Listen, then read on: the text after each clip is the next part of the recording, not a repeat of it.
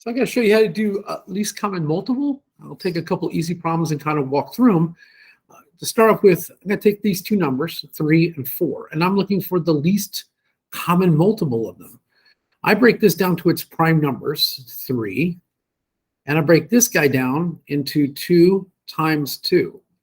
Now, my least common multiple must have all the digits that you're seeing as far as the prime factorization. So I have to have 3 times 2 times 2. So the number would be 3 times 2 is 6, 6 times 2 is 12. 12, obviously, can both be divided by 3 and 4. Okay? I'm going to grab another number and kind of show you how to do this because that one seemed kind of easy. We need one where we kind of have it a little different. We're going to grab number 4. So I'm going to do number 4 now. Okay? And you'll see how this works. So I have two numbers, 8, and I got number 12. Factors for 8 is 2, and then you have 4.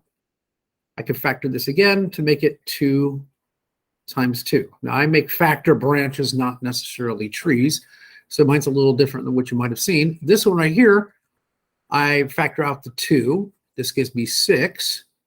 I can factor 6 again, and I get 2 times 3. Now, my answer must have all the factors shown. In this case, it has to have 3 2s. 1, 2, 3. These 2 2s are already covered in this answer. So 2s are already covered, right? But I have to have an additional 3. Okay? If I multiply across, it'd be 2 times 2 is 4. 4 times 2 is 8. 8 times 3 is 24. Would be the least common multiple that both numbers would find. Another way you could do this is writing out each one of the multiples. So let's try 8. Multiples of 8 would be 8, 16, 24, 32, 40, etc., etc. 12's multiples would be 12, 24, 36, 48, so on and so forth. You can easily see that 24 is the least one. Now, you start off doing this, but you really want to go into factoring because you're going to use that later on in math, such as pre-algebra and algebra. So the skill is to show you how it's working and how you can do this using either factor trees or factor branches, I like to call them. And it makes it a whole lot easier when you have bigger numbers, okay? Let's try 14 and 10. Let's see the closest number we have out of both of these, right? So this is number 9.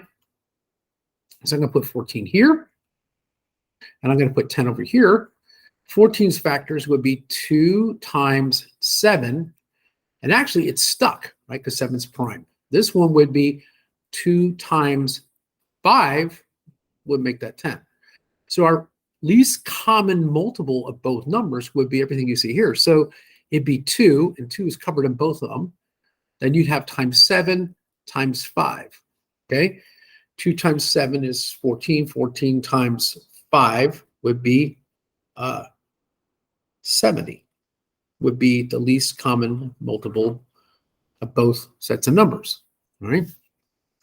Let's try one more. See if we can find something that's maybe a little more interesting. We'll do one that has 3 in it. Okay, here's a good one.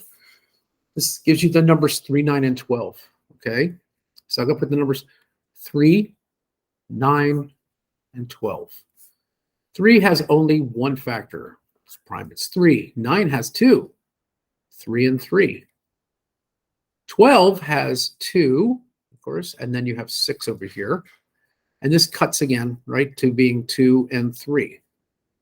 So what you need, looking the way this is set up, 1 3 for here. You're going to have to need another 3 for the 9. This guy's covered, and you have to have 2 2s for this, okay, to cover these two. So it's 3 times 3 is 9. 9 times 2 is 18. 18 times 2 equals 36. So that kind of covers the idea of least common multiple.